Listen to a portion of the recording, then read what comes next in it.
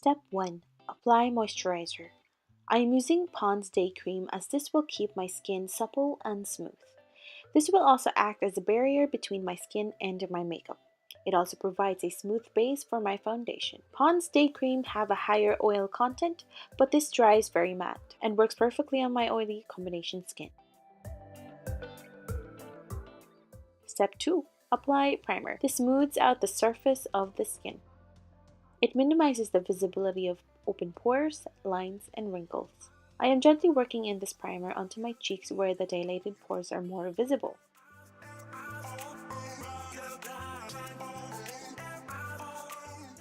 Step 3. Apply foundation. There are several ways you can decant and apply foundation.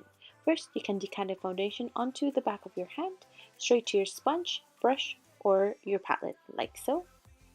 You can also use different tools to apply your foundation, such as brushes, sponges, or your fingers. My favorite technique of decanting foundation is straight to my palette. This is more sanitary and I like it. I like to use my sponge to pick up, apply, and blend my foundation, like so. One tip, wet sponge provide a sheer coverage and dry sponge provide a full coverage. I prefer using a wet sponge because it is easier to blend out the foundation. The first technique that I always use is that I apply my foundation onto my cheeks and blend it into the middle of my face, like so. And then I move up to the center of my forehead and then blend out the foundation onto my temples and apply foundation onto my neck and ears for an even skin tone.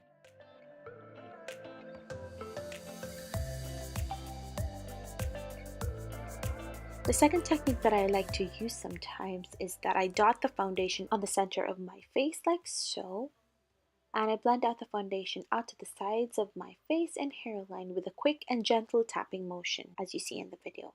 Sometimes I like to use the wide side of my body sponge to blend out the foundation on my cheeks and neck.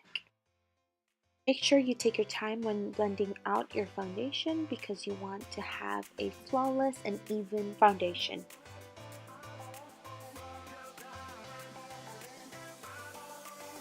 Moving on to the next step, apply your concealer. This will cover your dark circles and also serves as a highlight.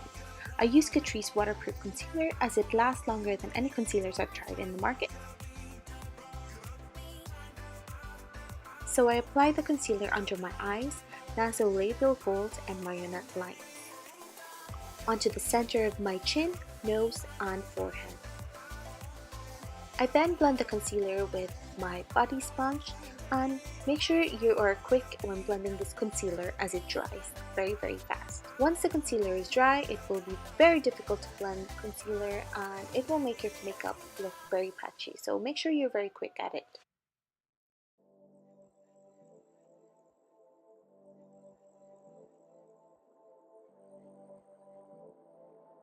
On to the fifth step, bake your under eye. This will prevent your concealer from moving and remain crease free. My favorite baking powder is from Laura Mercier. It's amazing. So apply this under your eye and leave it for 5 to 10 minutes. And then after that time, then gently brush off with a powder brush. And then after that, use the same powder to set your makeup. This will remove the shininess on your face. And then the last thing you have to do is just apply a setting spray, and this will prolong your makeup and stop makeup from melting down for the day. And voila, you're finished.